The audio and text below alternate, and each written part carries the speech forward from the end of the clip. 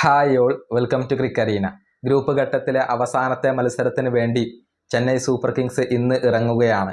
ഇന്ന് വൈകിട്ട് ഇന്ത്യൻ സമയം 7:30 നടക്കുന്ന മത്സരത്തിൽ ഗുജറാത്ത് ടൈറ്റൻസ് ആണ് CSKയുടെ എതിരാളികൾ. ചെന്നൈ സൂപ്പർ കിങ്സിന്റെ പ്ലേ ഓഫ് പ്രതീക്ഷകൾ ഏതാണ്ട് അവസാനിച്ചിട്ടുണ്ട്. ചെറിയ ഒരു സാധ്യത ഇപ്പോഴും തുടരുന്നുണ്ട്.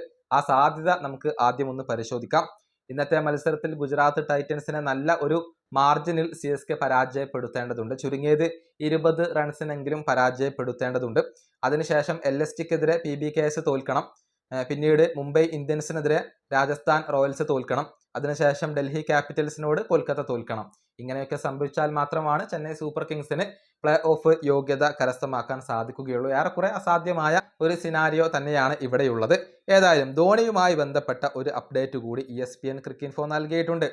അതായത് MS ധോണി തൻ്റെ നാട്ടിലേക്ക് മടങ്ങി എന്നാണ് ESPN ക്രിക്കിൻഫോ റിപ്പോർട്ട് ചെയ്തിട്ടുള്ളത്.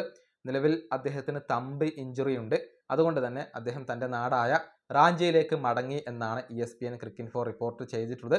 ചെന്നൈ സൂപ്പർ കിങ്സ് പ്ലേ ഓഫിന് യോഗ്യത നേടുകയാണെങ്കിൽ അദ്ദേഹം റീജോയിൻ ചെയ്യും, ടീമിനോടൊപ്പം ജോയിൻ ചെയ്യും എന്നാണ് ESPN ക്രിക്കിൻഫോ പറഞ്ഞിട്ടുള്ളത്. CSK ഇനി പ്ലേ ഓഫിന് യോഗ്യത നേടാനുള്ള സാധ്യതകൾ വളരെ കുറവാണ്.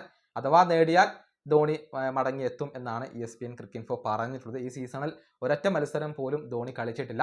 ഇന്നത്തെ മത്സരത്തിലും അദ്ദേഹം ഉണ്ടാവില്ല എന്നുള്ളത് സ്ഥിരീകരിക്കപ്പെട്ടു കഴിഞ്ഞു. പരിക്ക് കാരണം തൻ്റെ നാടായ റാഞ്ചിയിലേക്ക് ഇപ്പോൾ അദ്ദേഹം മടങ്ങിയിട്ടുണ്ട്. ഈ വീഡിയോ അവസാനിപ്പിക്കുന്നു. അടുത്തൊരു വീഡിയോ കാണാം.